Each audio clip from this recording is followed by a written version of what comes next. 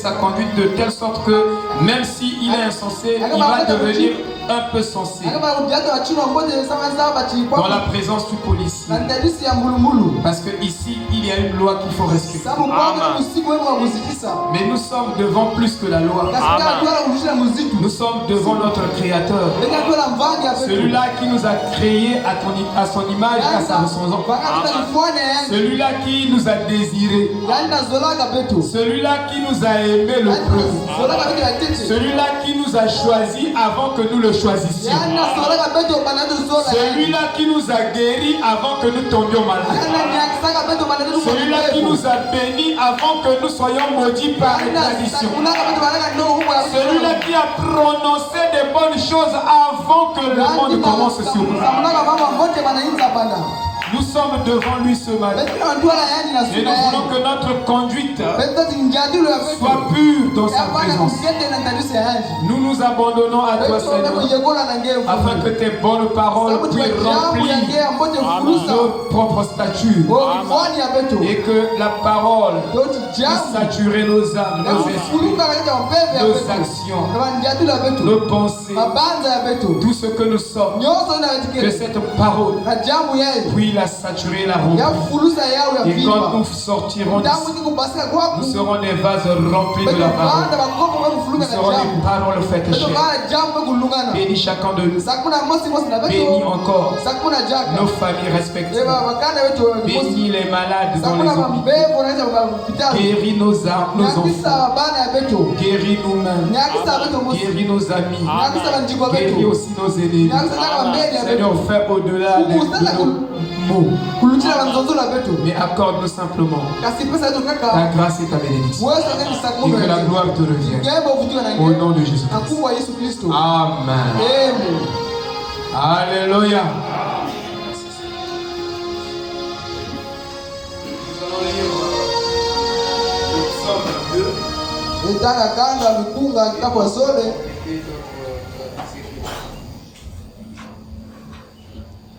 Psaume chapitre 2, verset 7. Psaume chapitre 2, verset 7. Est-ce que nous sommes à la page?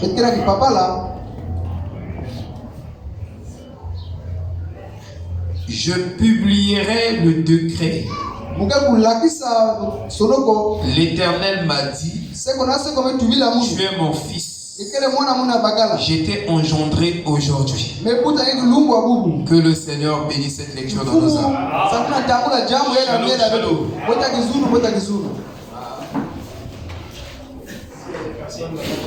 Tu peux les faire entrer.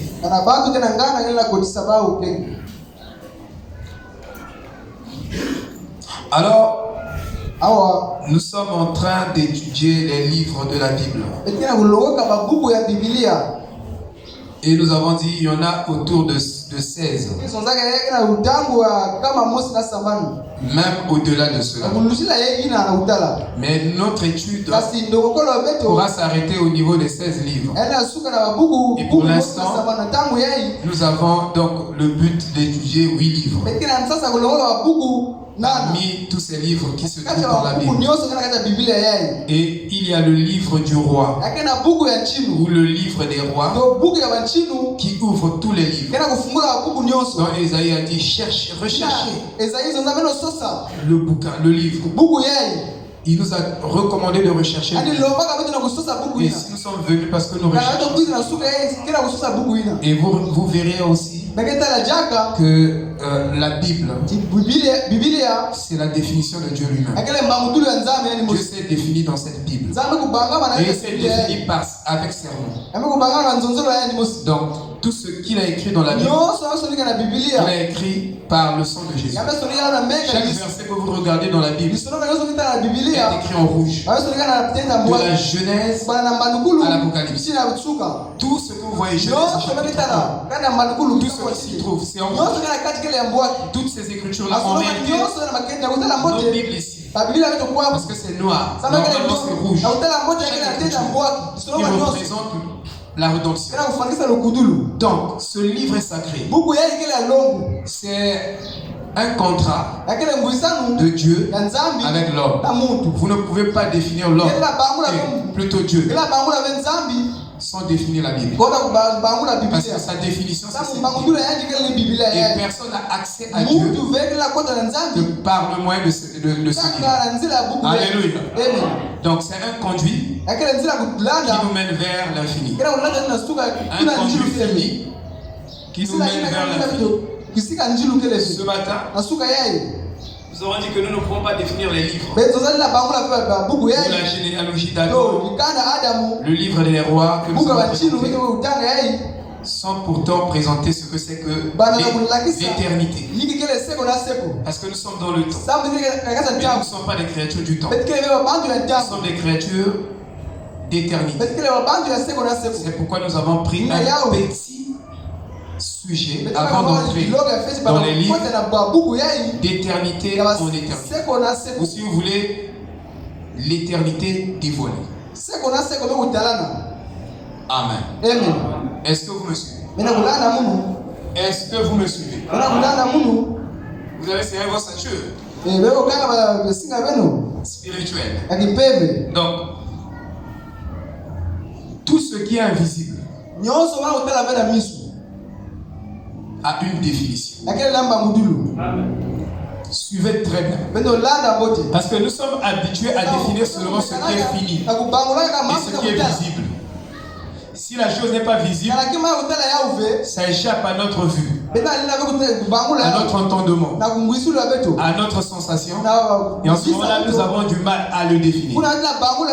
Mais en réalité, nous avons dit que nous sommes comme des philosophes. Je n'ai pas dit nous sommes des philosophes. Mais nous avons dit nous sommes des métaphysiciens. Je n'ai pas dit nous sommes des métaphysiciens, mais nous sommes comme des métaphysiciens. Parce que nous travaillons avec des éléments qui ne sont pas touchables, qui ne sont pas visibles. Vous ne pouvez pas voir la foi, mais vous pouvez voir les impacts de la foi. Si nous avons la foi, on peut voir les conséquences et les résultats de notre foi. Vous voyez, même si nous déclarons la foi, s'il y en a, nous l'avons, il y aura les impacts. Mais nous pouvons dire quelque chose que nous n'avons pas. Tout ce que vous déclarez, vous confessez, vous devez vous efforcer à posséder cela. Donc si je parle de la foi et que je n'ai pas la foi, cela va se justifier. Il n'y aura pas les œuvres. Mais si j'ai réellement la foi, même si je ne prie pas, cette foi-là criera pour moi. Parce que c'est une chose qui est en moi. Alléluia. Et nous disons que c'est ce qui nous manque. C'est véritablement la foi. Vous voyez? C'est véritablement la foi. Si nous l'avons réellement, savez-vous que quand vous venez ici, si Dieu place la foi dans votre esprit, alléluia, cette foi-là va produire une excitation en vous. Si Dieu a placé la foi dans votre esprit, cela va créer l'excitation. Cela va créer l'expectative. Mais quand nous venons, nous ne sommes pas enflammés. Pourquoi? Et pourtant nous sommes dans la présence de celui qui peut ressusciter un mort, qui peut changer nos vies. Mais nous n'avons pas l'excitation. Parce qu'au niveau de notre esprit, il y a le vide, il n'y a rien. Il n'y a pas une substance. Mais si réellement nous avons la foi, ça va nous pousser, ça va nous exciter, ça va nous mettre en excitation, ça va nous mettre en mouvement. Alléluia. Vous comprenez? Alors, nous avons dit que tout peut être définissable. Par exemple, qui croit que nous sommes entourés de l'air? Qui croit que nous sommes en train, chacun est en train de respirer l'air? Ah, vous tous vous croyez que nous respirons l'air? Nous respirons l'air, inspirons l'air et nous expirons l'air. Mais l'air que nous respirons, nous ne le voyons pas. Mais nous croyons que nous inspirons l'air. Nous croyons qu'il est là. Nous croyons qu'il est présent. Il est partout. Vrai ou faux? Alléluia. Mais les gens ont du mal à croire que cette création a été créée par l'être invisible. Parce que pour eux, ce qui n'est pas visible n'est pas définissable. La science a des vrais problèmes. Dites amen. C'est très juste. La science a des vrais problèmes. Parce que la science est basée ce qui est logique. Donc quand quelque chose échappe à la logique, la science est déjà Chaos. Alléluia. Amen. Mais nous allons au-delà de la science. Qui peut dire encore amen? Alléluia. Parce que nous ne croyons pas que tout ce qui n'est pas visible n'est pas réel. Pour nous, tout ce qui n'est pas visible, c'est ça qui est réel. Parce que frère Branham dit, c'est les invisibles qui commandent les visibles. Alléluia. Donc ce sont les invisibles qui ont produit les visibles. Donc si invisiblement, dans l'invisible, vous n'avez aucune substance, alors il n'y aura pas la matérialité de ce que vous espérez. Amen. Ça c'est la vérité. Amen. Amen. Ok. Voyez-vous frère, je vais vous montrer les problèmes que la science a. Si je peux retrouver cette note-là. Mais la science a vraiment des problèmes. Je vais retrouver ça. Amen. Voyez, la science a des problèmes. Mais nous n'avons pas de problèmes parce que nous avons des réservations. Et nous croyons que Dieu existe. Et la science vous dit qu'il n'y a pas de Dieu. Et la plus grande question de la France, que la science se pose, d'où vient Dieu? Les scientifiques posent cette question. D'où vient Dieu? Qui l'a créé? S'il existe, qui l'a amené ici? Alléluia. Ça, ce sont les sciences qui s'interrogent. Et c'est une question qui n'ont jamais eu de réponse. Mais regardez la réponse de la science. Il dit que si Dieu existe, donc il y a eu un Dieu qui a fait Dieu. Il y a eu un Dieu, petit Dieu. Un Dieu a fait Dieu, le grand Dieu. Comment un petit Dieu peut faire ça? Impossible. Bon, maintenant, qui a fait le petit Dieu là? Pour qu'il existe. Parce que pour que quelque chose existe, il faut qu'il y ait un créateur. Bon, si le petit Dieu a fait le grand Dieu, bon, maintenant je pose la question scientifique. Qui a fait le petit Dieu là? Qui a fait le grand Dieu? Amen. Amen. Alléluia. Amen. Savez-vous quoi? Amen. Vous savez pourquoi je ris? Nous avons été formés par des enseignements des 5 sens de l'esprit. Mais nous devons rentrer dans le domaine de la révélation. Parce que ce message, c'est la révélation. Savez-vous que vous ne connaîtrez jamais Dieu sans la révélation? C'est pourquoi quand on vous emmène Dieu, on vous définit Dieu dans le domaine du surnaturel, alors vous restez sur la terre. Vous n'arrivez plus à monter. Mais ceux-là qui vont monter, alléluia, c'est ceux-là qui seront enlevés. Vous devez vous déplacer en esprit. Quand la prédication est là, on veut le donner, déplacez-vous avec la prédication. Voyagez si vous voulez avec Dieu. Alléluia. Ne restez pas au sol. Vous êtes des aigles. Les aigles ont le potentiel de monter au haut. Mais il y a des oiseaux qui ne montent pas haut. Ils arrêtent seulement au toit. Ou sur les fils balbénés.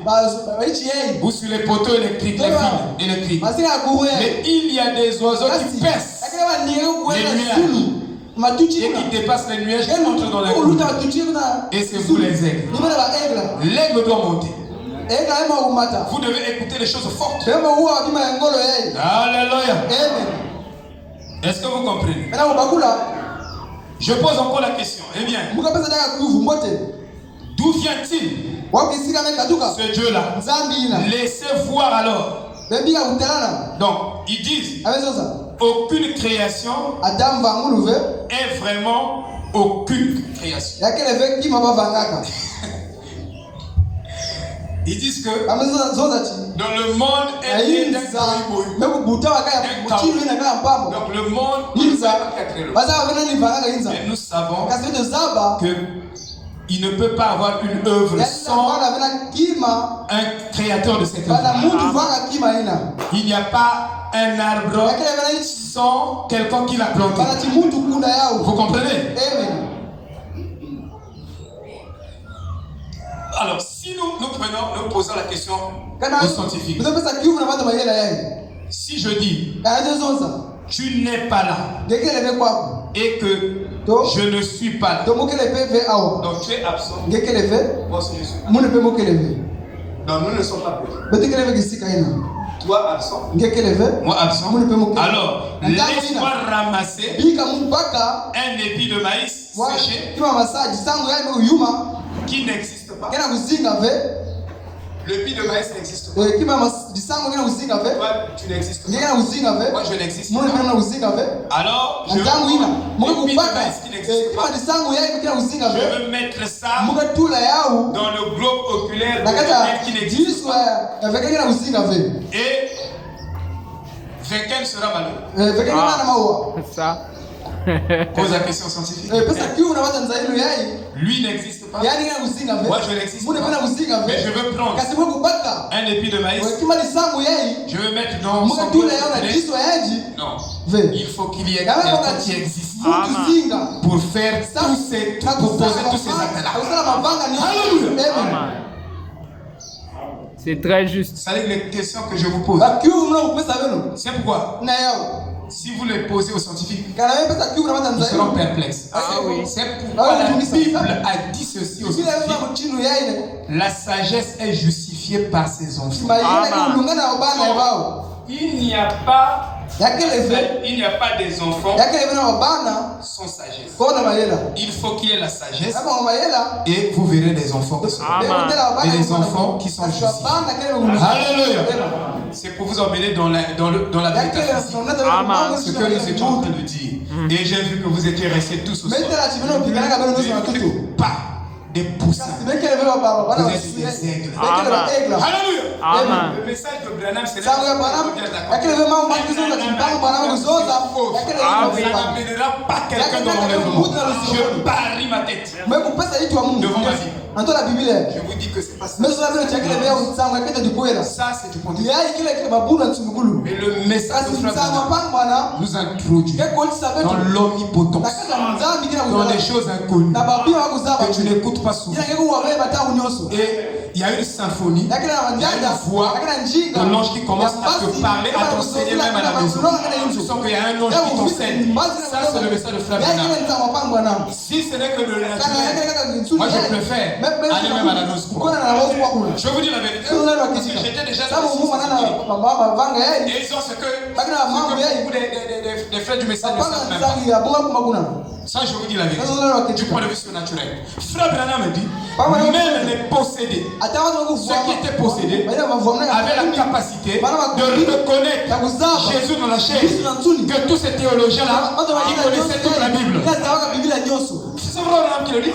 Qui citait la Bible, qui citait. Vous pouvez citer, mais vous n'êtes pas enseigné par Dieu. Parce que tous les enfants de Dieu qui seront enlevés seront enseignés par Dieu. C'est-à-dire, ce que vous écoutez ici, l'ange prendra ça. Le Saint-Esprit, il va continuer à vous souffler ça. Que tu sois à la maison, que tu sois à l'école, mais toi tu n'es pas enseigné par Dieu, tu seras un bâtard, un faux coin. Alléluia. C'est ça la vérité, je vous dis. Recenser des milliers de personnes. Et ça n'affermira personne. Et ça n'amènera personne à la maturité. Je vais vous expliquer quelque chose. Il y a des gens qui ne connaissent pas beaucoup de citations, mais ils sont plus sensés que les gens qui connaissent beaucoup de citations. Ils ont un bon sens. Ils ont même un sens spirituel. Et pourtant ils connaissent pas beaucoup. Donc ce n'est pas le fait de nous citer le prophète. C'est pas ça. Il faut nous emmener la révélation. Donc quelque chose qui est au-delà des cinq sens. Sinon, on restera ici comme des extrémistes, des légalistes. Ah oui. Et dans ce lot, il y a beaucoup de blasphèmes. C'est très juste. C'est la vérité. Vous savez que vous pouvez transformer une bénédiction en bénédiction. Voilà. Ce message est devenu des organisations. Donc même quelque chose qui peut bénir l'humanité. Si vous faites mauvais usage, ça maudira l'humanité. Savez-vous que le diable n'a pas ses propres paroles? Voilà. Il prend souvent les paroles de Dieu. Il est pervers. On fait ce message en groupe de gens, une organisation, mais quelque chose qui est moral, qui est bénédiction, qui est spirituel. Vous devez les garder dans 7 ans, dans ce temps, afin que ça continue à vivre. Vous voyez? Et quand Frère Branham fait une déclaration, quand vous la prenez, que ça soit une déclaration biblique, vous devez l'étudier dans toute la Bible. Une seule déclaration. Le Frère Branham ouvre toute la Bible de la Genèse. Ça, je vous dis la vérité. Et vous verrez que si vous prenez mal aussi cette citation, cette déclaration, ça deviendra illégitime. Et pourtant, c'est Frère Branham qui l'a dit. Et pourtant, c'est la Bible qui le dit. Mais quand vous ne l'avez pas pris dans son côté légitime, quel est le côté légitime d'une citation? C'est la dissertation biblique. Si vous ne faites pas une dissertation biblique sur la citation, alors vous n'allez pas emmener les gens au milieu de la route. Alors ils seront des extrêmes. C'est très juste. En étant des extrémistes, il y aura des choses qui vont condamner et ils vont blasphémer parce qu'en réalité ils ne devaient pas condamner ça. Mais comme ils ne sont pas au milieu de la route, alors pour eux est extrême. Dit que si vous ne suivez jamais Frère Branham, vous serez un extrémiste. Vous serez un légaliste. Et tous les légalistes sont des extrémistes. Tous les légalistes, ils ne voient que eux. Ils ne veulent envoyer il veut qu'ils soient bénis. Sache que tu es un légaliste. Et tu vas en enfer. Avec cet esprit. Tu finiras toujours par blasphémer. Donc si toi tu ne vois pas l'intérêt, si tu ne préfères pas ton frère, son bonheur plus que ton propre bonheur, tu vas tomber dans l'extrémisme.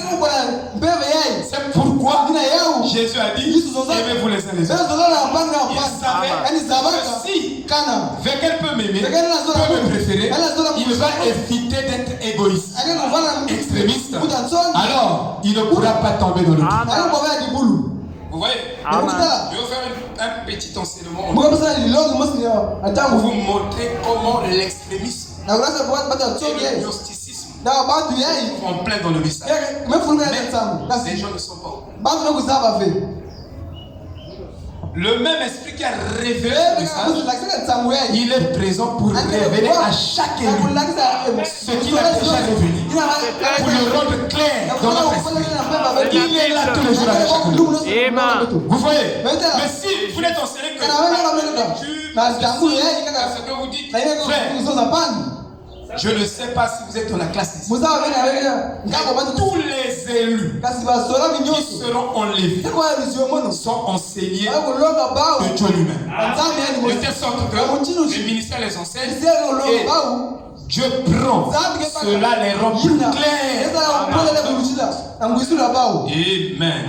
Alors nous disons ceci. Je vais vous enseigner dans 30 minutes. Vous montrer que chacun ici est extrémiste par rapport à son frère.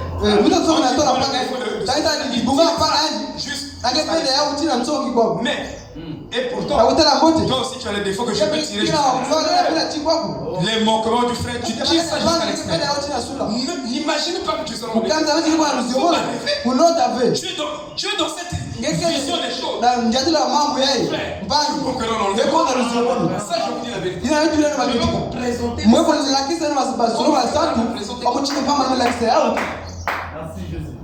Chacun de nous est piquant. Chacun est piquant. Mais nous avons ces positions. Mais nous pensons que nous sommes de la volonté de Dieu. Mais c'est très dangereux. Il y aura des illusions au jour du jour. Donc vous n'allez pas préférer aimer. La Bible dit aimez-vous les uns les autres.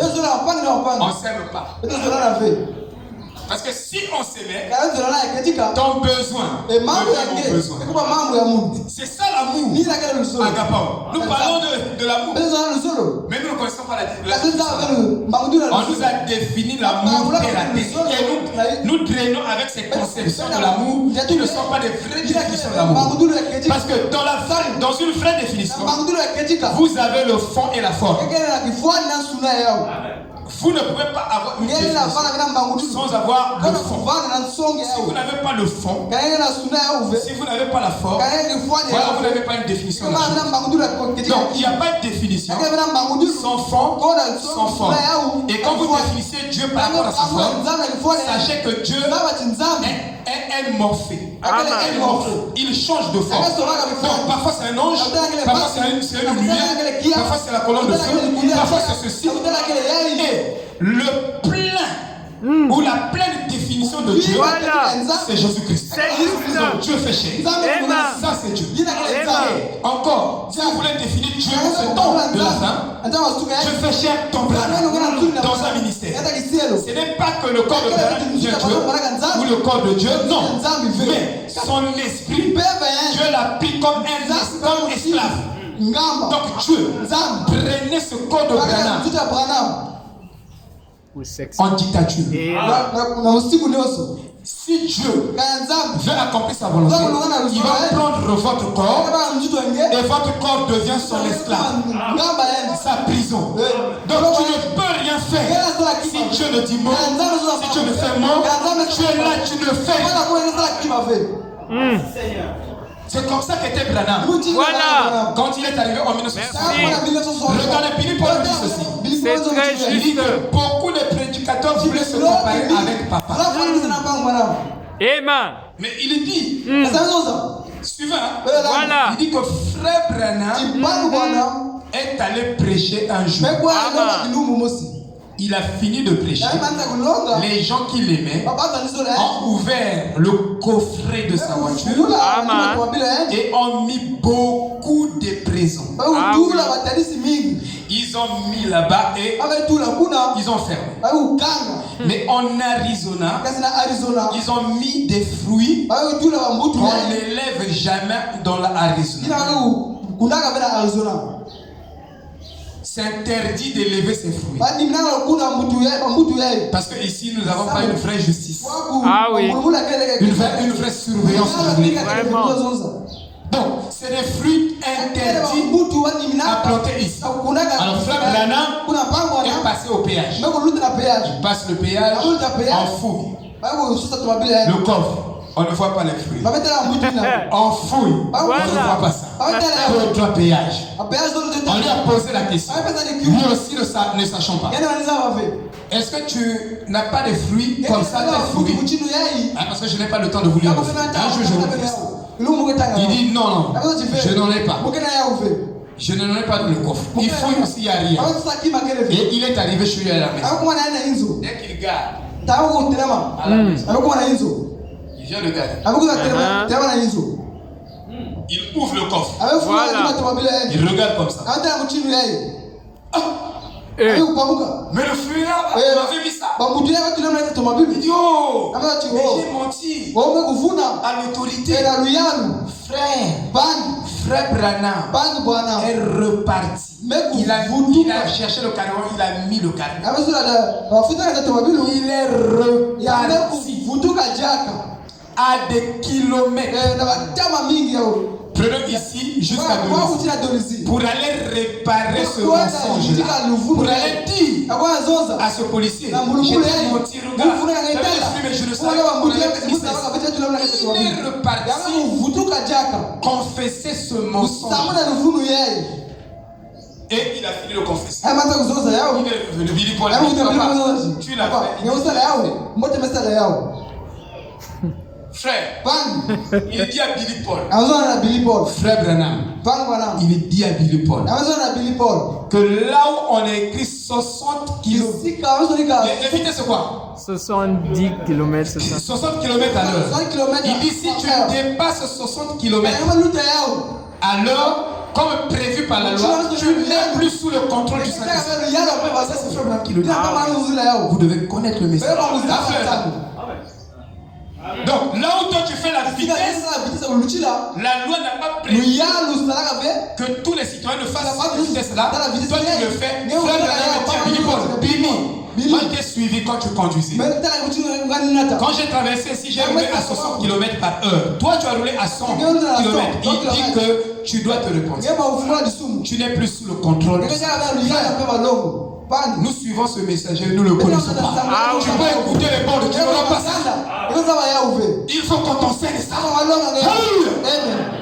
Est-ce que vous comprenez, frère? Il y a des choses que vous n'aurez que par les ministères. Mais nous sommes tous dans le courant. Électricité. Non, ici, il faut diminuer l'intensité. Comme ça diminue la facture. Ça diminue. Quand j'ai lu ça, j'ai crié. J'ai dit que moi, je ne suis pas encore serviteur de Dieu. Mais Père, ne me connaissez pas serviteur. Ne me connaissez pas sous la pyramide. Frère, parce que vous ne connaissez pas qui c'est. Vous ne connaissez pas la vraie définition de ce Dieu. Si on vous définit ce Dieu-là, il est saint. Et même la sainteté va plus loin que vous le pensez. Mais d'abord, de ce message, on va déjà parfait. Vraiment. C'est la pyramide. Frère, ça dit j'ai honte de ma vie. Plus j'étudie la parole, plus j'ai honte de venir vous dire que je suis parce que je me suis pas dit. Voilà. Mais vous êtes dit. Non. Ah, frère. Bon. La Bible nous enseigne. Il dit quand un frère a un problème, la première des choses que l'église doit faire, c'est se mettre à genoux. C'est très juste. On ne fait pas ça. Mais on est chrétien. Non, frère. J'ai 30 minutes. Notez quelque chose. Et la Bible dit pour sortir même de l'extrémisme et du légalisme et de l'égoïsme. La Bible nous a donné 3 pistes. Dans Michée 6, verset 6 à 8. Que si chacun devait pour ne pas être extrémiste, pour ne pas être égoïste, si vous ne l'appliquez pas, vous tomberez dans le piège du légalisme. Quand vous voyez quelqu'un vous tirer, je l'ai vu, il a fait ceci, il a fait ceci, tu tires à l'extrême les péchés de ton frère. Mais la Bible ne te dit pas de tirer ça. La Bible te dit de prendre ça et d'aller vers le Seigneur, d'implorer la miséricorde. La Bible nous demande de. Il dit que vous devez exercer la miséricorde. C'est juste. Personne n'exerce la miséricorde. Mais la miséricorde, c'est une grâce en faveur de celui qui ne mérite rien. Il est en faux, en tout. Mais vous lui prêtez cette grâce. Vous lui faites cette grâce. Nous ne sommes pas arrivés là. On n'a pas exercé ça. Nous sommes des gens, on est vrais serviteurs. Les vrais enfants. C'est très juste. Les lunettes du prophète. Nous avons des cataractes. Vraiment. On ne voit pas bien. On ne voit pas bien. La vraie compréhension du Saint-Esprit ne nous est pas encore donnée. Sinon, je vous dis, quand on viendra ici, sans prière, tout le monde guérit. Je vous dis la vérité. Si on avait la vraie crainte, la vraie compréhension de la parole, la vraie piété, tu vois l'autre, frère, tu trembles même. Tu as pitié, tu as compassion. Tu veux faire du bien à ton frère. Tu le préfères que toi-même. Il n'y en a pas. Ah oui. Pitié. Frère, si vous avez vrai correctement, avant, je ne pouvais pas faire beaucoup d'erreurs. Il y a beaucoup de choses que nous avons foutu la merde. On a détruit là où on ne devait pas détruire. On a sémé la pagaille. Ça, je vous dis à tout le monde. Je dis à ma femme, je regrette beaucoup. Chaque jour, je confesse. Et quand Livet le faisait devant sa femme, devant l'église, il ne faisait que confesser ses péchés. Devant. Sa femme dit, oh, mais toi tu aimes confesser. Tu aimes confesser. Il n'y a que toi qui as des péchés. Il dit, moi je confesse les miens. Parce que je sais que du haut de chaque église, il y a des antennes de radio et de Wi-Fi. Il dit, même si je ne confesse pas, je regarde, les antennes sont déjà là. Ça va arriver jusqu'aux États-Unis. Il dit, le diable a placé les antennes de partout. Et il va capter ce qui se passe dans ta maison. Même si tu as dit ça en secret, et il va divulguer ça dans le monde. Il dit, moi je préfère confesser. Alléluia. Est-ce que vous me suivez? La Bible dit confesser les péchés les uns aux autres. Mais je ne veux pas confesser les péchés à celui qui n'est pas capable de fermer sa bouche. Voilà.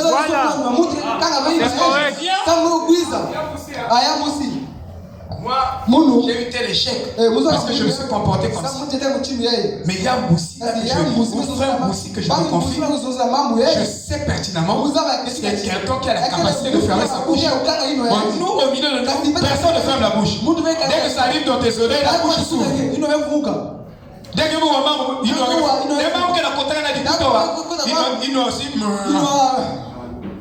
mais ah, vous avez confessé. Il dit confesser les péchés des amis. Mais je veux confesser à qui? Afin que vous soyez. Vous savez vous mais moi je veux confesser. Et quand je dis ici, déjà la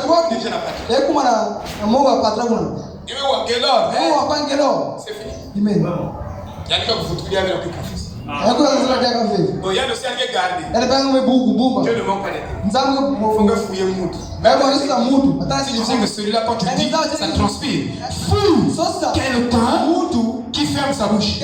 Quand il écoute, sa bouche se ferme. Donc, il faut que tu écoutes. Dès que quelqu'un a son âge, si nous avons la moisse, dis que ma mère, quand elle écoute, ça c'est mon Dieu. Confesser ma péché. Dans le prier, tu verras que tu vas prospérer. Mais si tu ne confesses pas, celui qui ne confesse pas les péchés ne prospère. Bon, celui qui confesse les péchés aux autres, l'oreille qui écoute, au lieu de fermer la bouche, l'oreille là, dès qu'elle écoute, la bouche s'ouvre. Ça aussi, ça devient comme ça.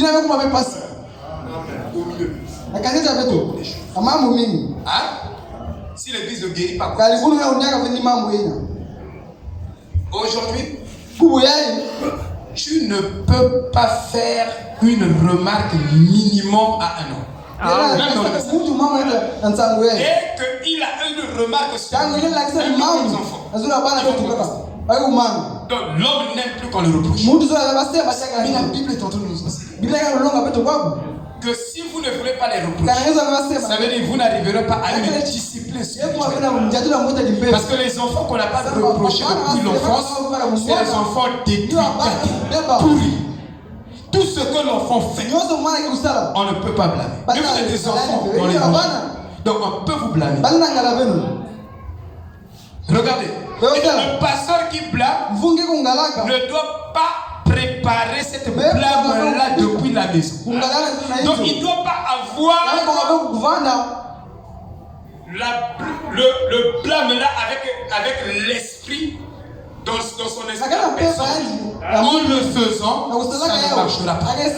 Ça sera charnel. Mais s'il arrivait ici que Dieu mettait la personne ou mettait le blâme, je vous l'ai dit, dans ton esprit, et que tu cites le blâme parce que tu veux présenter une vérité, alors tu n'as pas parlé en mal de quelqu'un. Les gens ne savent pas ça. Ça devient péché quand depuis la maison tu as prémédité ça.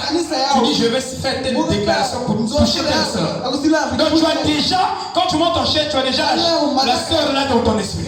Je te regarde, c'est pas Dieu qui a placé ça dans ton esprit. Dieu te frappera. Le prédicateur, celui qui fait ça. Mais si Tu n'avais pas ça dans ton esprit. Tu n'as pas prémédité. Dès que la chose est venue par ce que Dieu a voulu que tu le cites, parfois tu ne voulais pas le citer. C'est indépendamment de toi que ça sort. En ce moment-là, tu n'es pas à blâmer auprès du Seigneur. Et même si les gens pensent que tu as prémédité pour faire ceci, tu as péché contre moi, mais lui, avec Dieu, sa conscience doit être tranquille. Parce que, pour commencer, il n'avait pas moussi dans tête avant de citer ça pour le choquer. Donc il y a beaucoup de choses que les gens ne sont pas conscients. Ah oui. Parce que quand on fait une déclaration, parce que ma zone est causée. Mes frères, on monte ici. Chacun a ses dons. Le pasteur Albert m'avait dit, fais attention à ta bouche. Quand tu dis des choses, tu es inconscient de ce que tu fais. Il dit, tu as un don de prophétie. J'ai posé avec le frère Gaël. Frère Chidéry, j'ai posé avec le frère Gaël. Il s'est battu peut-être 4 jours, on n'arrivait pas à correspondre. Et voici que je corresponds avec le frère Gaël. J'ai pris le téléphone. J'ai dit à frère Gaël, il y a ça que j'attends de toi. Et je l'ai envoyé un message. Comme vous n'arrivez pas. Et quand il a eu le message, il a dit, mais quand il allait dire au pasteur Blaise que nous sommes en train de vivre telle chose. Là-bas aussi, il y avait quelqu'un qui est allé faire le son. Et je vous dis au nom de Jésus-Christ, mon ministère, c'est ça mon ministère. Ça a commencé comme ça. Les frères qui étaient on était aux pharmacies, j'ai dit, et je monte dimanche, personne n'est venu. C'était la nuit. Il devait venir à 1h pour me souffler. Je suis en train de décrire à peu près tout ce que les frères peuvent faire quand ils sont dans une communion. J'ai décrit ça. C'était à la lettre juste. Faites attention. Parce que vous risquerez de blasphémer. Amen. Moi j'ai pitié des gens. Mais c'est Dieu qui appelle quelqu'un. Et il donne c'est vous qui pensez que c'est des choses charmantes. C'est des choses spirituelles. Faut te dire seulement, ah c'est le Seigneur. Et j'ai posé même avec l'homme pour lui donner ce témoignage là. Dieu me dit, dis à Guéron ça. Et quand j'ai dit on a causé, je sais comment on a causé. Dieu l'a rattrapé. Il m'appelle, il dit, oh, mais quand tu causais avec moi, Dieu m'a convaincu que en fait, quand tu causais avec moi, ce que tu disais là, c'était comme ça. Moi j'ai dit exactement. Vous voyez, donc Amen. Amen. Je vous incrimine pas, mais je vous enseigne. Non, c'est correct. Je vous enseigne pour emmener votre esprit à être guéri. Parce que chacun de nous ici a besoin d'une santé mentale. Amen. C'est très juste. On a détruit nos esprits. Amen. Donc pas des enseignements légalistes, extrémistes. Toujours l'autre a tort. C'est toi qui as toujours raison. Frère, toi tu ne fais pas des erreurs. C'est très dangereux. Amen. Amen. Amen. Dieu aussi, il y a une faute. Donc, nous pouvons définir Dieu. Parce que Dieu n'est pas comme même le vent est défini. Parce que Dieu est une substance. Et la vraie substance, toi tu es une substance. Mais la vraie substance de toutes les substances, qui a produit toutes les substances, toutes les vies qui existent, c'est Dieu lui-même. Maintenant, ici, nous sommes en train de définir ce que c'est que l'éternité et le temps. Si on vous pose la question, quelle est la différence entre l'éternité et le temps? Alors frère, nous avons reçu le prophète. Amen. Suivez. Dieu nous a guéris, pas en dehors de Jésus. Donc Dieu te bénit, pas en dehors de Jésus. Voilà. Merci. Tout ce que nous pouvons demander à Dieu, voilà. C'est ce que Jésus a fait pour toi et pour moi. Dans le bénéfice de ce que Jésus a fait sur la terre, c'est toi le bénéficiaire. En fait, ce n'est même pas pour lui.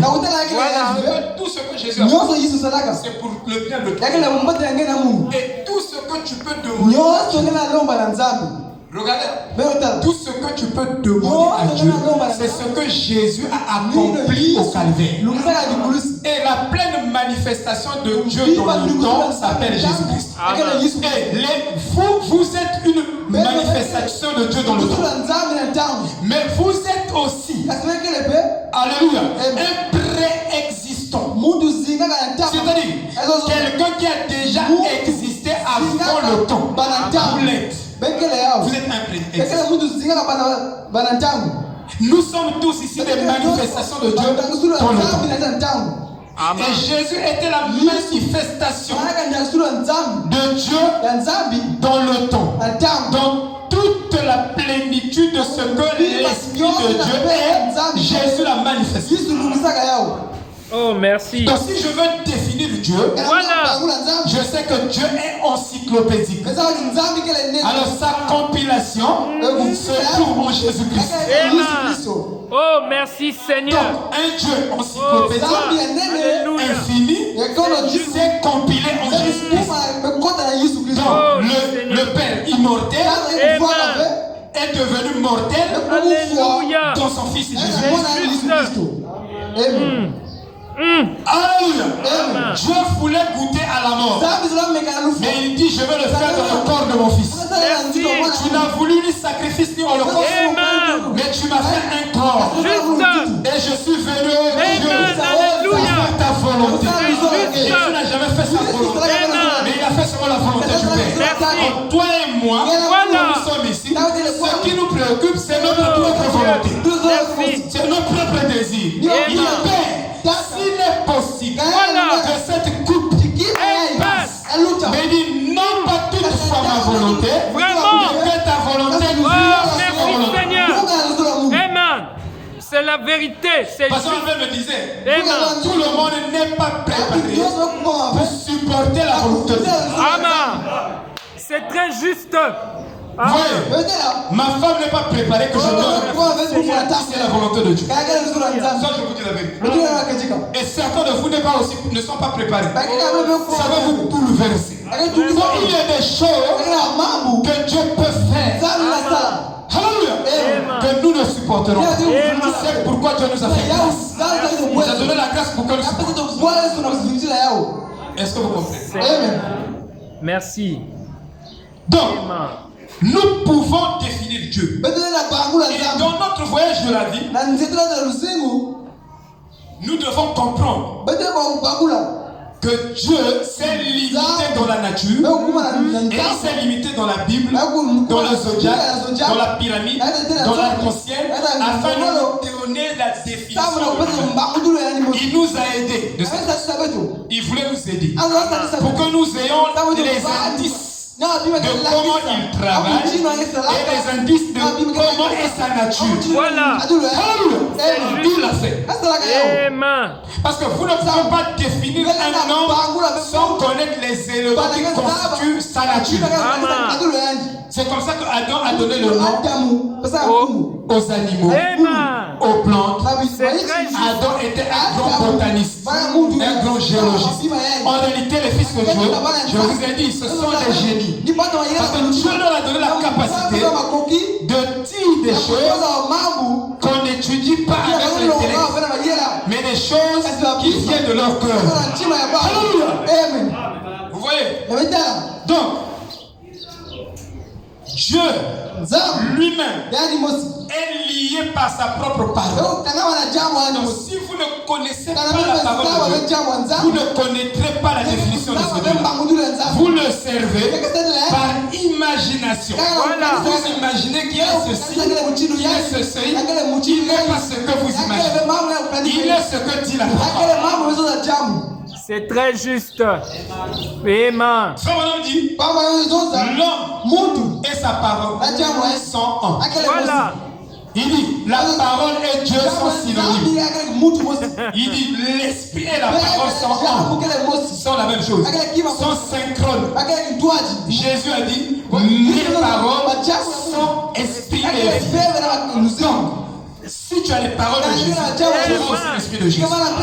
Tu auras aussi la vie de Jésus. Ça va sortir. Mais en dehors de sa parole, vous ne trouverez pas Dieu. Il n'est pas en dehors de sa parole. Dieu et sa parole sont. Il est sa propre parole. Ce qu'il dit, c'est ce qu'il fait. Ce qu'il dit, c'est ce qu'il est. Alléluia. Mais nous, ce que nous disons, c'est pas ce que nous sommes. Que nous sommes des hypocrites. Alléluia. Ce que je te dis, ce n'est pas ce que je pense de toi. Je suis un hypocrite. Dites amen. Ce n'est pas parce que je suis pasteur. Le titre là de pasteur ne sauve personne. N'amènera jamais personne au ciel. Amen. Alléluia. Tu dois montrer les fruits dignes de la repentance. Jésus a dit on reconnaîtra un arbre par ses fruits. C'est très juste. Mais par ses fruits. Amen. Mais les fruits dont parlait Jésus, ce sont les confessions de tes lèvres. Il dit, si tu aimes la parole, alors tous les jours, tu vas confesser la parole, tu vas écouter la parole jusqu'à ce que tu n'aies plus envie de ne pas vouloir écouter la parole de ton Dieu. Le problème dit, si Jésus est dans votre cœur, vous n'allez pas vous arrêter à écouter Jésus. Parce que c'est la parole qui est en prééminence en vous. Ce n'est pas votre rendez-vous. Ce n'est pas votre préoccupation. Mais la vraie préoccupation, parce que toi et la parole, vous êtes un. Alors vous ne voulez pas arrêter de parler de la parole. Il dit plus un homme à Dieu, plus il aimerait écouter Dieu. Donc si tu n'as pas beaucoup de Dieu en toi, c'est pourquoi tu n'aimes pas Dieu comme de Dieu. Mais quand on parle des matchs, tu es actif. Tu es activé. Mais parce que en toi, il n'y a pas le Saint-Esprit qui se trouve en toi. Merci. Vous voyez? Donc, Dieu est impuissant. En dehors de sa parole. Donc je sais que si je viens devant Dieu, si je viens prier pour que Dieu soit puissant dans ma vie, il faut que je vienne par la voie de la parole. Si je ne viens pas par la voie de la parole, en dehors de la parole, même si je jeûne plus que tout le monde, même si je prie tout plus que tout le monde, quand je suis en dehors de la parole, je vais seulement briser la main de Dieu. Je veux moissonner là où je n'ai pas sémé. Or, si je ne sème pas, je n'ai pas le droit de moissonner. En réalité, on n'a pas le droit de moissonner là où on n'a pas sémé. Amen. Tu n'as pas béni ta femme, mais tu veux que ta femme te bénisse. Non. Moi, tu n'as pas béni l'église, mais que tu veux que l'église te bénisse. Non. Si c'est cela, alors Dieu te demandera de répondre. Parce que tu ne bénis pas cette âme, mais tu veux récolter. C'est comme tu es en train de lever un mouton. Le mouton là n'a pas de lait, mais tu veux que le mouton là te donne des lait. Non. Tu dois l'élever jusqu'à ce que Paul dit dans la Bible. Paul parle de l'élevage. Paul, l'apôtre Paul, il parle du fermier. Paul parle de l'élevage. Dans les Corinthiens, il dit que nous n'avons pas le droit de soutirer le lait dans un agneau si nous n'avons pas supporté l'agneau jusqu'à ce qu'il donne le lait. Autrement dit, je dois vous bénir jusqu'à ce que vous donniez de lait. En ce moment-là, je peux presser et prendre le lait. Mais toi, tu ne fais rien. Tu vas moissonner là où tu n'as pas sémé. Tu dois bénir. Plus tu bénis, la bénédiction là te revient. Alléluia. Je vois beaucoup de pasteurs. Non. Vous. Ils exigent. Là où tu n'as pas sémé, ça ne marchera pas. C'est pas la loi de Dieu. Paul dit que nous sommes des éleveurs. Et nous sommes des fermiers. Un fermier pour planter la semence, il doit sarcler le sol. Il doit enlever les saletés, les épines, les cailloux, il doit fertiliser le sol.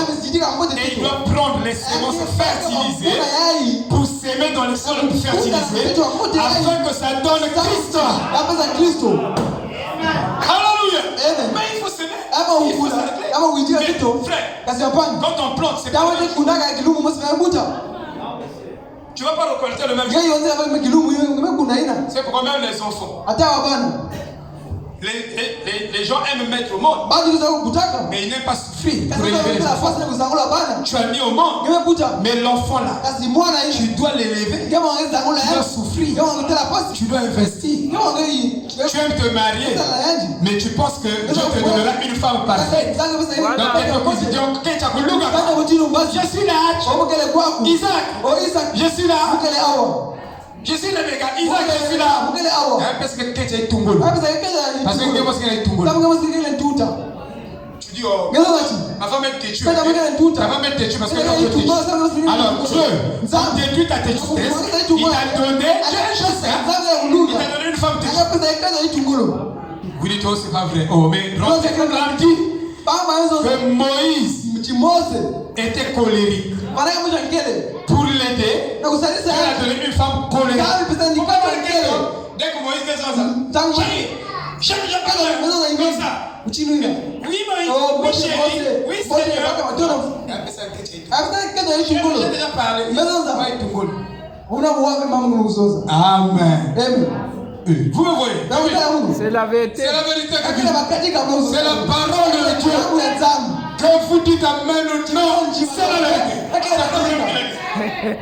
Moïse était colérique. Une femme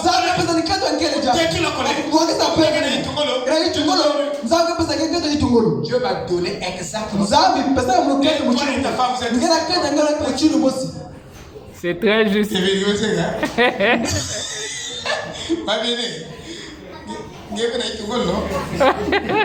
Excusez-moi, vous êtes des anciens. Vous avez 13 ans de mariage, 15 ans de mariage. Combien? 15 ans de mariage. 33 jours, 15 ans de mariage. Et dans 3 jours, à bientôt votre anniversaire. Bon, on va fêter ça. Papa, bienvenue. Donc, bien, oh non, mais moi, chérie, pourquoi tu es comme ça? Maintenant, je vais vous dire ceci. C'est que quand un homme se marie, cet homme-là récupère une partie de lui-même qui est dans sa femme. Vous ne trouverez pas ça même dans les sociétés. C'est la vérité. Donc, votre femme est votre image. Dieu vous a séparé pour être homme. Alors Dieu, quand par le mariage sacré, vous allez récupérer ce que vous êtes dans votre femme. Ce que vous avez perdu, vous le récupérez dans votre femme. C'est pourquoi tu ne peux pas réussir sans ta femme. Voilà. Je vous dis, c'est juste. Tu ne peux jamais réussir en contournant ta femme. Voilà. C'est correct. Même si vous me regardez avec des gros yeux, vous me fou, je vous dis. Je n'ai pas peur. Une fois vous ne courez pas, je vais vous dire. Vous n'allez jamais réussir en prenant votre femme et mettre tous les nations là-dedans. Et maintenant, supporter. Elle aussi doit rentrer dans le match. Dites amen. Dites amen. Et l'homme ne dit pas amen. L'homme mari. Je vous dis la vérité, frère. Frère, bienvenue. Ah, bravo pour toi. Et lui, ça, Papa Sylvain, si tu prends la femme, tu mets de côté, je vais réussir. Boussi, je vais te donner le double. Ça, je te dis la vérité. J'ai des écritures dans Pierre qui dit que Dieu ne coûte pas votre prière parce que tu frustres ta femme. J'ai l'écriture là. Amen. Frère là. Frère là, tu me finances. Je te dis la vérité. Les frères sont fâchés. Le pasteur n'a pas bien prêché. Donc, quand vous définissez quelque chose, vous devez avoir les limites de cette chose. Est-ce que vous comprenez? Si vous n'avez pas de limites de cette chose-là, vous ne pouvez pas donner une définition concise et catégorique et parfaite. Vous n'arriverez pas. Et Dieu est défini donc dans sa place. Il y a une différence entre ce qui est éternel et ce qui est du temps. Et comme l'homme dit la différence entre vous, quand vous prenez toutes choses qui s'effritent dans le temps, vous verrez que cette chose-là ne va pas continuer dans les âges éternels. Cette chose va s'arrêter dans les âges du temps. Ne va pas rentrer dans l'éternel et l'éternel. Je dis bien, ne va pas rentrer dans l'éternel et l'éternel. C'est comme ça que je le définis. Parce qu'il y a une différence, pas tout à fait, en grec et en hébreu, entre la vie éternelle et éternelle. Ce sont des mots qui sont dans cette Bible. La vie éternelle et éternelle. Maintenant, tout ce qui a la vie éternelle est éternel. Alléluia. Mais tout ce qui n'a pas la vie éternelle ne peut pas résister à l'épreuve du temps. C'est-à-dire que le temps le fera taire. Mais si je suis une créature d'éternité, le temps ne va pas me faire taire. Même la mort ne pourra pas me faire taire. La mort n'est pas une défaite. Alléluia. Quand quelqu'un meurt, on dit mais passer une fois, non, c'est fini. Non, il y a une vie après la vie. Alléluia. Paul a dit mort. Où est ton aiguillon? Où est ta victoire? Je suis éternel. Jésus dit, celui qui vient à moi, qui croit en moi, vivra. Combien même qu'il sera mort. Alléluia. Donc il y a des choses qui ne résistent pas à l'épreuve du temps. C'est pourquoi le temps est un arbitre. Le temps est un juge. Laisse. Toi et moi nous discutons. Qui a raison, qui a tort? Vous pouvez écouter le bon, qui écoute le mauvais. Laissons le temps au temps. Quand on va évoluer dans le temps, il y a des choses. Gamaliel a dit, si cette entreprise vient de Dieu, vous ne pouvez jamais l'arrêter. Mais si ça ne vient pas de Dieu, ça va s'arrêter d'elle-même. Il y a des choses dans la vie chrétienne, même dans une église, vous n'avez pas à combattre ça. Vous laissez ça entre les mains de Dieu. Le temps va combattre ça. Le temps va arrêter ça. Avec le temps, vous verrez pourquoi. Parce que la parole éternelle produit des résultats éternels. Mais si vous avez une parole éternelle, cette parole va produire des résultats éternels dans votre vie. C'est la parole qui est périssable,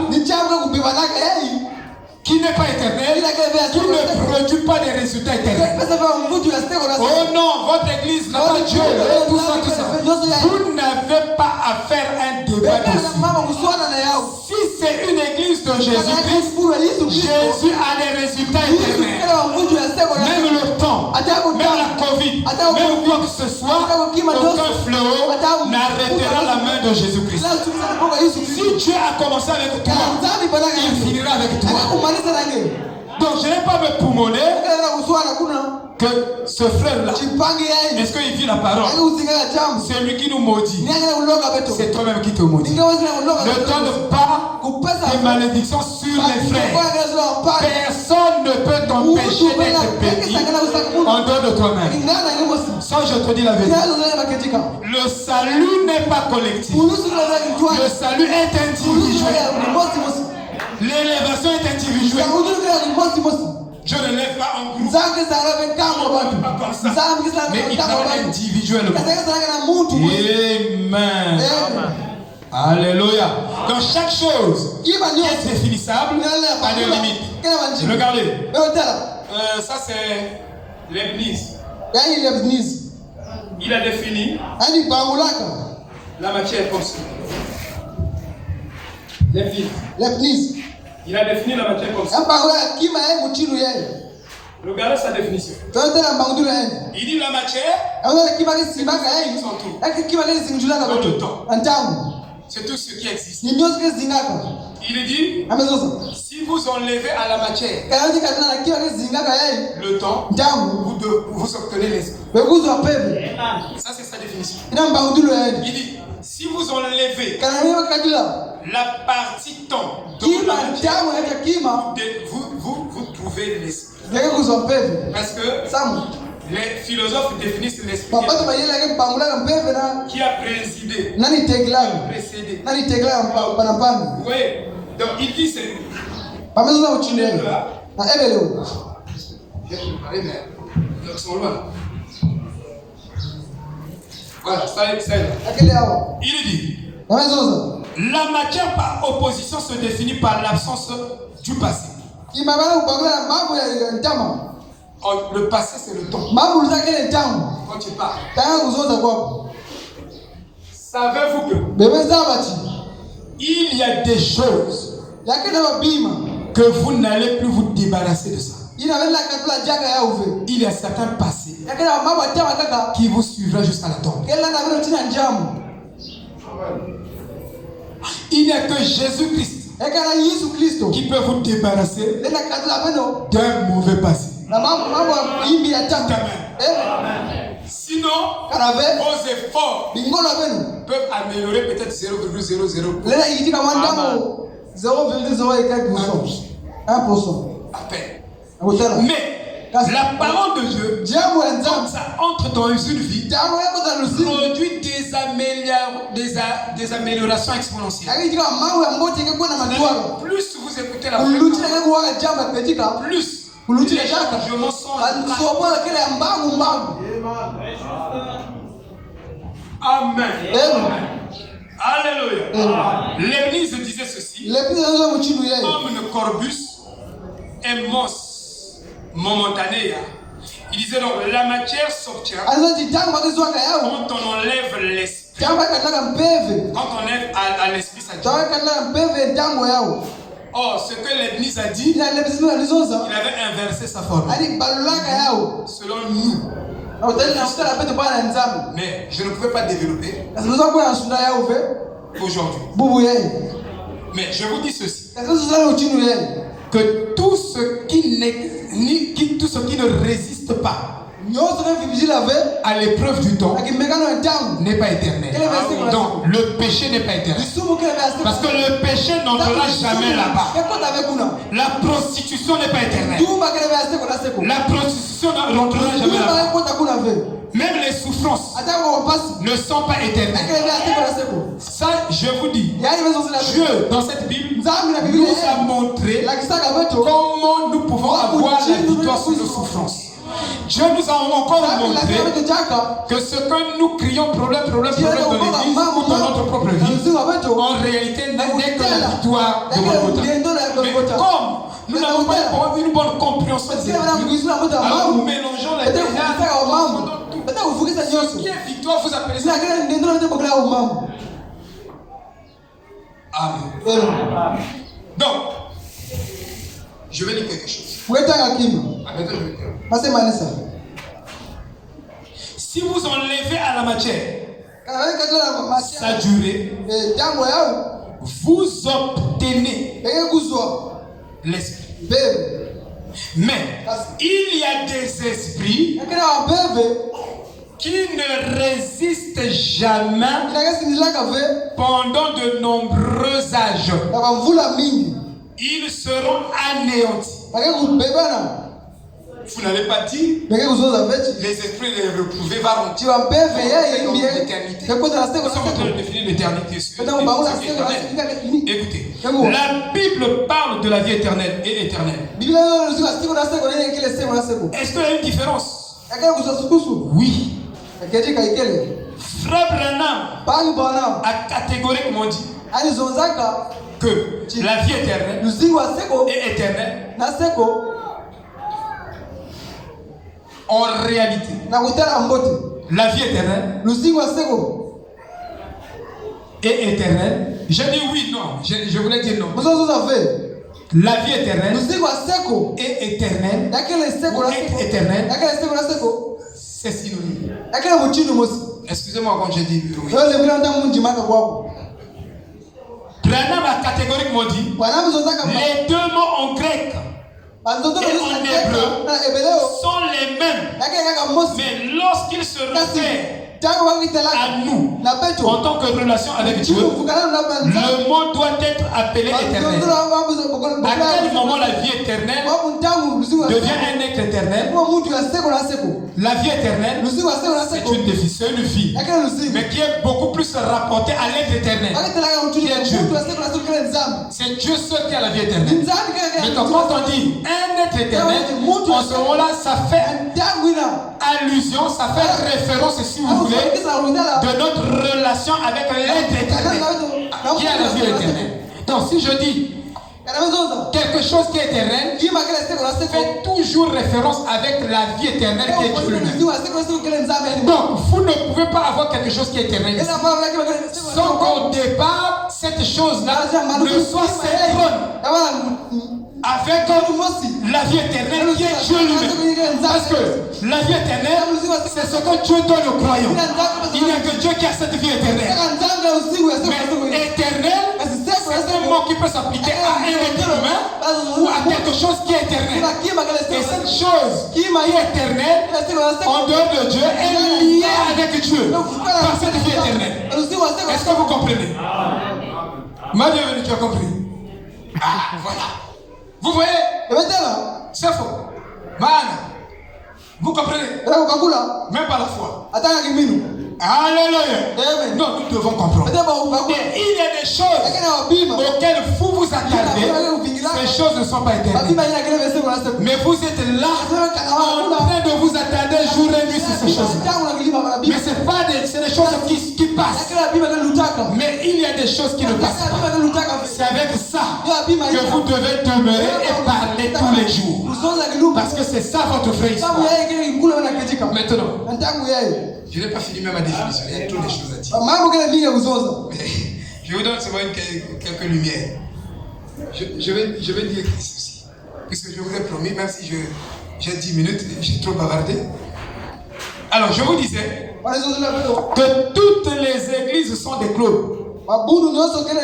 Comme l'ancien évangile tabernacle. C'est un club. C'est une secte. Si vous voulez une dénomination. Vous pensez que les dénominations ce sont seulement les tabernacle interdénominationnel. Comportement dénominationnel.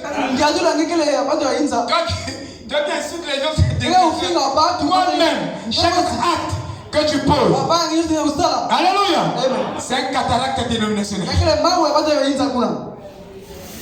Alléluia. Pourquoi je parle de ça? Je vous ai parlé des extrémistes. Vous voyez, sans une discipline dans la vie, il n'y aura pas de contrôle de soi. Autrement dit, sans que Dieu laisse la pression sur vous. Mais Dieu vous a donné une femme pour qu'il y ait une pression sur vous pour que vous améliorez. Je prends toujours l'exemple de femme avec l'église. Pour que vous améliorez. Donc tout ce que votre femme dit, c'est faux. Tout ce que vous pensez, c'est juste. Bon, toi aussi la femme. Parce que la femme aussi têtue. Donc tout ce que toi, femme, tu penses, c'est juste. Tout ce que ton mari pense, c'est faux. Bon, tu es extrémiste. Tu n'as pas le Saint-Esprit. Vous ne dites pas. C'est juste, c'est correct. Ça, c'est pas la parole. Moi, je suis avec ma femme, demandez ma femme. Moi et ma femme. La première personne qui me critique, c'est ma femme. Et je vous dis que c'est une bénédiction. C'est très juste. Il ne faut pas que les rapports avec ça soit des rapports. Donc toi quand tu parles, La femme ne doit pas parler. Comme un bébé. Même un bébé qui dit il ne faut pas qu'elle dise. J'ai déjà parlé, je suis le fond du message. J'ai vraiment dit l'autorité.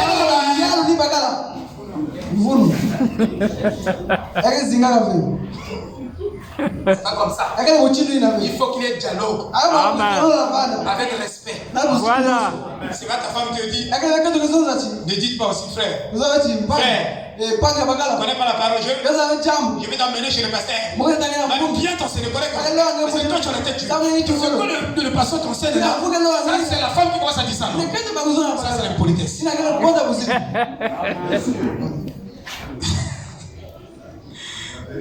Chérie, tu as la question. Vous avez conclusion. Non, la conclusion c'est moi. C'est pas le pasteur. Toi aussi, il faut savoir. Quand vous avez un problème, celui qui vous départage sur le pasteur. Dites amen. Mes frères m'ont dit que l'homme est le pasteur de sa maison. Ici, le pasteur, c'est moi. On va amener ça à l'église. Il y a des femmes qui font des bagages là-bas. Il y a que la bagarre aussi qui font des bagages. Je suis le pasteur. Quand n'importe qui, mais quand tu viens aussi, il y a que font le mal,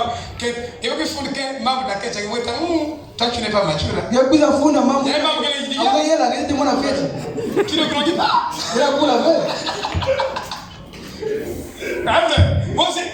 Mais moi je regarde, je dis, le frère là n'est pas. Il y a un membre qui ah non! Oh, il m'a cassé hein? Mais ne coup levé. Il y a que la maman.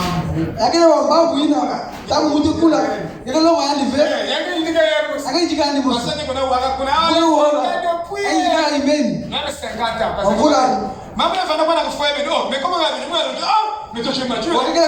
Félicitations. Vous comprenez? Souvent monter on a fondé. Je dis pas elle.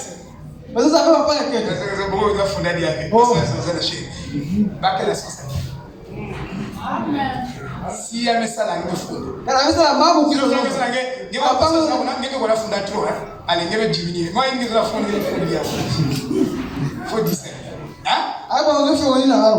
Mais je vous dis, vous devez grandir. Je termine ceci. L'Iver dit que l'église la plus mature dans toute l'Amérique, c'est notre église. Il le dit. Il dit pourquoi? Parce que j'ai emmené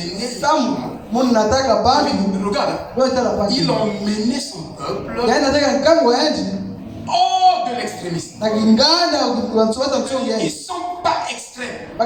Si les frères Frère Branham dit le Saint-Esprit n'est jamais légaliste. Oh, tout légaliste, c'est un égoïste. Ce qui le caractérise. Donc, il veut dire des choses pour te faire croire. Il y a une église avec qui comprendre. C'est moi qui comprends Dieu, la parole que vous tous. C'est moi qui prie beaucoup plus que vous tous. Ça, c'est un extrémiste. Il faut laisser Dieu dire ça aux gens. Il y a des choses que tu ne dois pas confesser. C'est vrai, mais toute vérité n'est pas bonne à dire. Laisse Dieu te témoigner. Mais c'est comment? Moi, en tout cas moi, je suis immature. Nous n'avons pas besoin des immatures dans cette église. Nous voulons que cette église soit l'assemblée des premiers.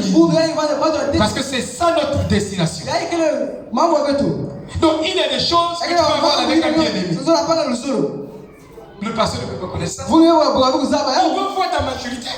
Il y a un conflit d'affaires. Contradiction. Donc, si il doit y avoir contradiction, à 11h00. 11h,1 seconde. Il y a beaucoup de gens dans votre pasteur.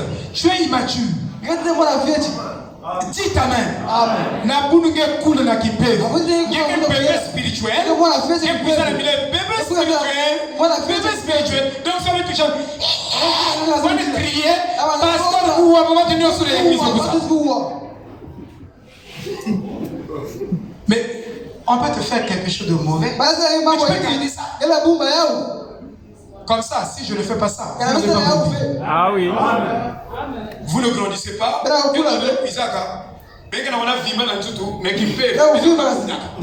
Moi, je veux que vous grandissiez. Même si tu ne veux pas grandir, je vais te forcer de grandir. Ah, toi aussi c'est trop. Trop c'est trop. Même Jésus a dit ça aux disciples. Jusqu'à quand me supporterai-je? C'est vous qui tirez très mal le pasteur par votre immaturité. Le pasteur est obligé de vous aider. Mounanga, qui me se plaint. Reste pour toi, ça va. Qui veut grandir? Alors, ne m'appelez plus. Si tu m'appelles, pour ton âme à toi, le salut de ton âme. Moi, j'ai même dit à ma femme, quand tu vas à l'église, tu vas à l'église, X, Y a prêché, ne me rapporte pas ça. Tu m'as retourné, je me ferai savoir ce que le frère prêche. Je sais que mon Dieu est comme ça. J'ai déjà vérifié. Je sais comment me donner une parole si quelque chose que je peux redresser. Mais toi, ne me rapporte pas. Garde ça. Si tu veux, va voir la personne qui a prêché. Vous discutez ensemble, vous enterrez. Nous devons être une église. Quand nous écoutons le mal, nous fermons la bouche. Quand nous voyons le mal, nous fermons la bouche. Sinon, cette église sera une église des images. C'est-à-dire un bon que coulavé. Éternel moro, il ne grandit pas. Et moro, parce que le moro, c'est la qualité. Mais je ne veux pas ça. Ça, je vous dis la vérité. Grandissez. Il y a des choses que vous écoutez. Allez devant le Seigneur qui vous enlève ses fardeaux. Mais ne mettez pas ça sur le pasteur. Parce que quand vous dites, vous me mettez un fardeau, je suis obligé de me battre. Je suis obligé de réfléchir. Alors, si je ne fais pas attention, je peux rentrer dans ça. Alors le diable m'a gagné.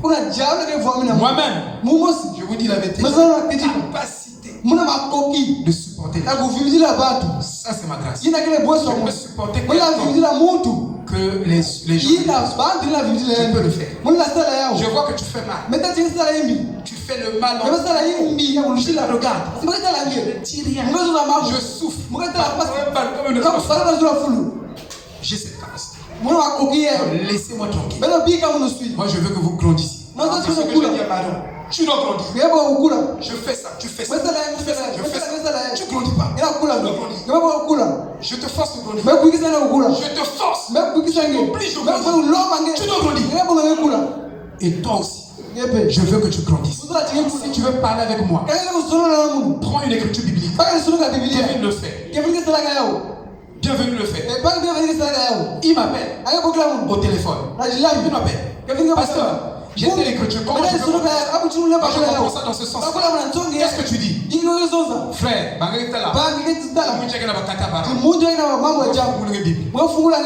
Chédéric le fait. Il m'appelle. Si tu m'appelles, appelle-moi pour grandir. Pas pour rester immortel. Si tu m'appelles, tu m'appelles pourquoi? Pour rester mort ou pour grandir? Pour grandir. J'ai dit allez pas. Tu m'appelles. C'est pour grandir? Oui. Non, pour rester mort. J'ai dit je suis fatigué. Laisse-moi dormir.